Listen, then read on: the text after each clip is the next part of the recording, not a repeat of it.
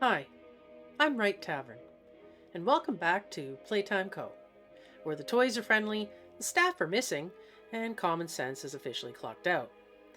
10 years ago, every employee vanished, which, in most companies, is considered a problem. Here, it's apparently just a vibe.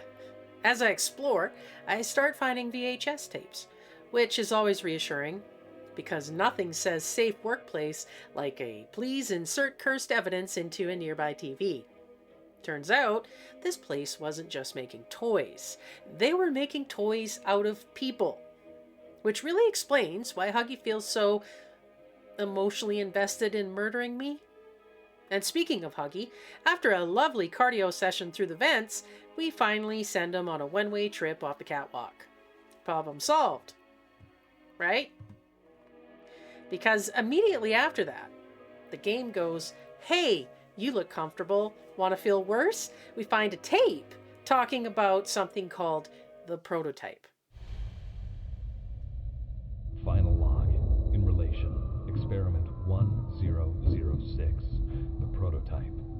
Coordination and cooperation is evidently within his skill set, as well as the skill set of all other experiments of his type. Though still missing, today's events are no doubt in relation to him. His absence was a flaw in the scientific process, which should have under no circumstances been left unaccounted for. That's why I'm making this log, so that the same mistake won't be made twice. Any future experiments will need to be contained and disposed of in a secure location. I'm not worried about myself. One breakthrough and I'll be back. We must forge onwards in the name of science, whether those who are beneath us understand it or not. End of... And apparently this thing is intelligent, dangerous, and has a habit of collecting parts. So, just to recap, I am not in a toy factory. I am in a Build-A-Nightmare workshop. And Huggy? That might have just been the starter pack. So naturally, after learning there's something worse than Huggy, something smarter, something unfinished, I find a locked case with a creepy doll inside.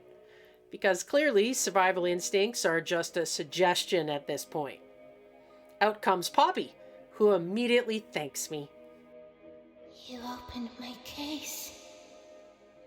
Which is honestly more terrifying than if she screamed, because now we've gone from abandoned murder factory to abandoned murder factory with a plan.